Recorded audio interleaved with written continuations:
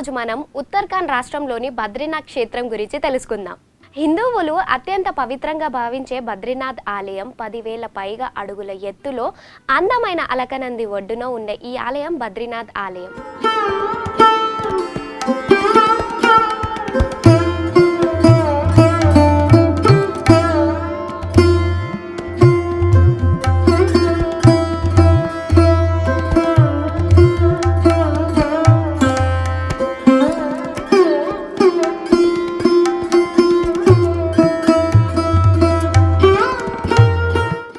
యుగాలుగా పూజలు అందుకుంటున్న బద్రీనాథ్ ఆలయాన్ని మీకు చూపిస్తాను రండి.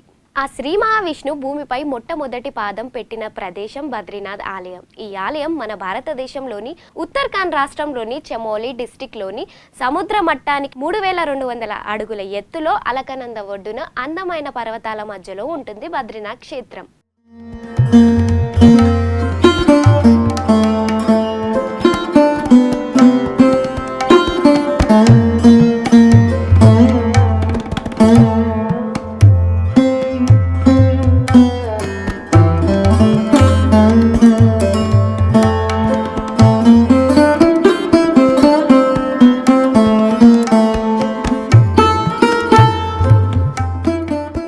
ఆలయం ప్రతి సంవత్సరం 6 నెలలు మాత్రమే తెరిచి ఉంటుంది.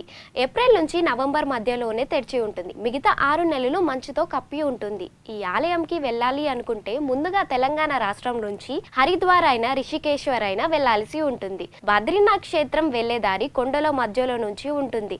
చుట్టూ మంచుతో మనం వెళ్లే దారి ఆనందంగా మరియు డేంజరస్ గా ఉంటుంది. అక్కడి నుంచి అలకనంద నది దాటుకొని వెళ్తే మనకి బద్రీనాథ్ క్షేత్రం చేరుకుంటాము. బద్రీనాథ్ ఆలయం చరిత్రకొస్తే ఆ శ్రీ మహావిష్ణు భూమిపై తన మొట్టమొదటి పాదం పెట్టిన ప్రదేశం బద్రీనాథ్ ఆలయం. ఈ ఆలయం చరిత్రకి వస్తే ఈ గుడి 8వ శతాబ్దం ఆదిశంకర్ గారు నిర్మించారు. హిందువుల పురాణాల ప్రకారం మహావిష్ణు కొన్ని వేల సంవత్సరాల పాటు ఇక్కడ కూర్చొని తపస్సు చేస్తుండగా లక్ష్మీదేవి తనని చలికి ఎండకి కాపాడడం కోసం రేగు చెట్టులా మారి నీడని ఇచ్చింది.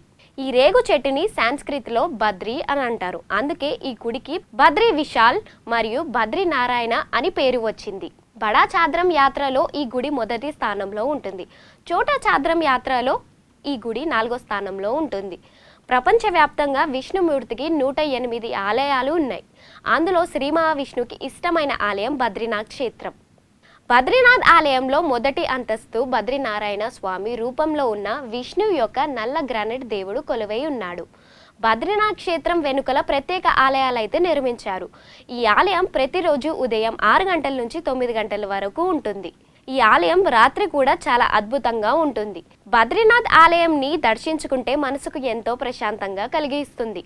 బద్రీనాథ్ వెళ్ళినప్పుడు ఇక్కడ ఫేమస్ అయిన జాంగోర్ కి కీర్ అయితే తప్పకుండా ట్రై చేయండి.